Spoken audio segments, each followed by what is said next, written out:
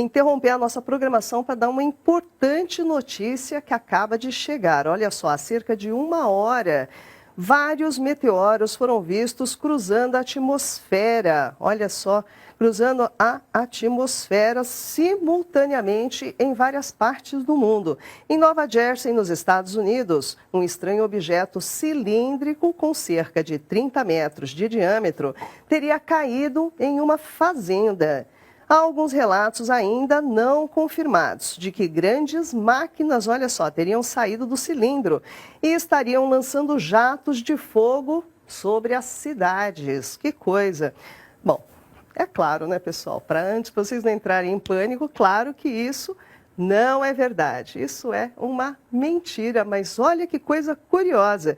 Essa mentira, ela foi contada de verdade em um programa de rádio em 1938. Imaginem o pânico. E quem vai falar toda a verdade sobre essa grande mentira, é claro, é o nosso colunista Marcelo Zurita, que vem aí com o quadro Olhar Espacial.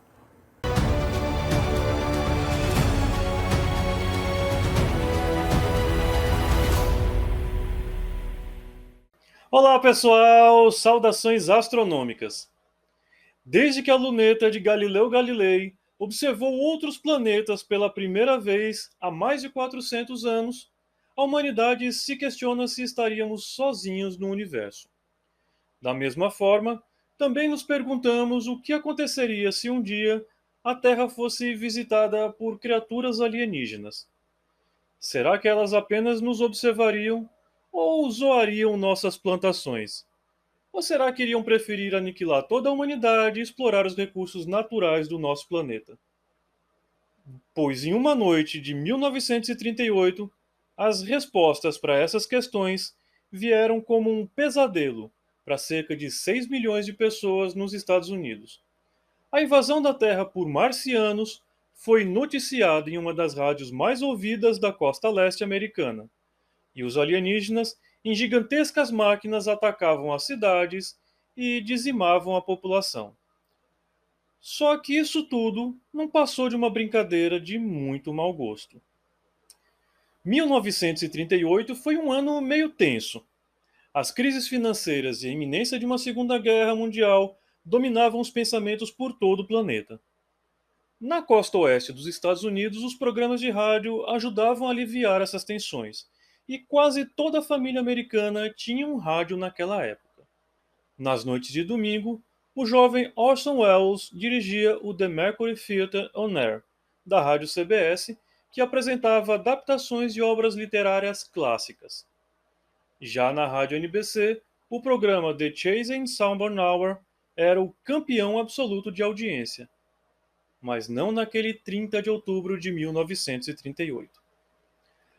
Às 8 horas da noite, a CBS apresentou sua atração, a adaptação da obra A Guerra dos Mundos, de H.G. Wells.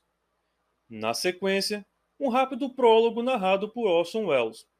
E a partir daí, o que se segue pode ser chamado de inadequado, ou espetacular, inconsequente ou genial, ou tudo isso junto, mas certamente foi algo superlativo e que mudou para sempre a história da comunicação.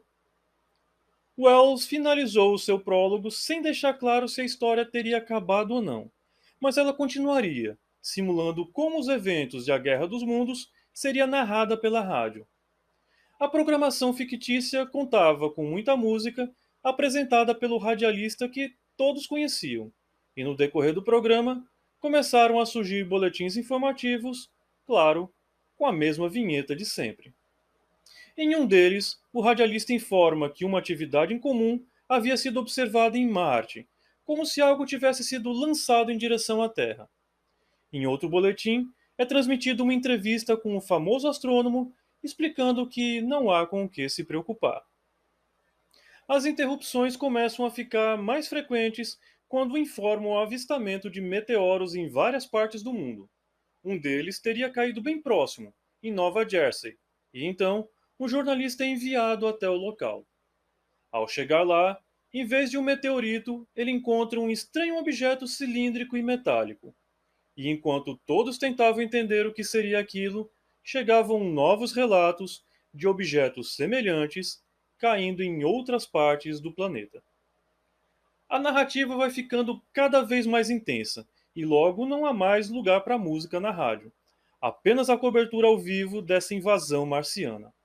Os efeitos especiais e a entrega dos atores em seu papel fazia tudo aquilo parecer muito real. De dentro do cilindro surgiram gigantescos robôs sustentados por três longas pernas metálicas. Do alto, eles lançavam raios de calor e fumaça tóxica, destruindo as cidades e dizimando toda a população. Até mesmo o poderoso exército americano foi completamente aniquilado pelas máquinas alienígenas. No rádio, o apresentador cobriu toda a ação até que o último correspondente fosse calado. Era o fim. Depois de uma longa pausa, Orson Welles volta a narrar o final da história e encerra o programa revelando que nada daquilo fora real. Mas já era tarde. O pânico e a histeria coletiva já haviam tomado conta de milhões de pessoas. Muitos queriam fugir. As casas ficaram vazias, as ruas cheias e as igrejas abarrotadas. As linhas do serviço de emergência ficaram congestionadas. Embora não exista confirmação de fatalidades provocadas por aquele tumulto, há quem diga que pessoas morreram em acidentes e outras se suicidaram, aterrorizadas pelos fatos narrados na rádio. E em algumas semanas depois, foram resgatadas pessoas escondidas que teriam fugido para as colinas naquela noite. E se todo aquele tumulto causado pela Guerra dos Mundos de Orson Welles serviu para alguma coisa boa, foi que, depois daquilo, o mundo passou a discutir de forma mais séria o poder da comunicação e as responsabilidades que vinham junto com esse poder. Leis e mecanismos de controle foram criados para evitar que um dia um episódio como aquele ocorresse novamente. Mas aconteceu, e muitas vezes. A rádio CBS foi processada, mas conseguiu aumentar sua audiência. The Mercury Theatre On Air ganhou um patrocinador e Orson Welles se tornou um dos maiores cineastas da época. Sua versão da Guerra dos Mundos foi adaptada em outras rádios mundo afora, mas nunca foi tão real e aterrorizante quanto naquele 30 de outubro de 1938, o dia em que sofremos a pior invasão alienígena que nunca aconteceu.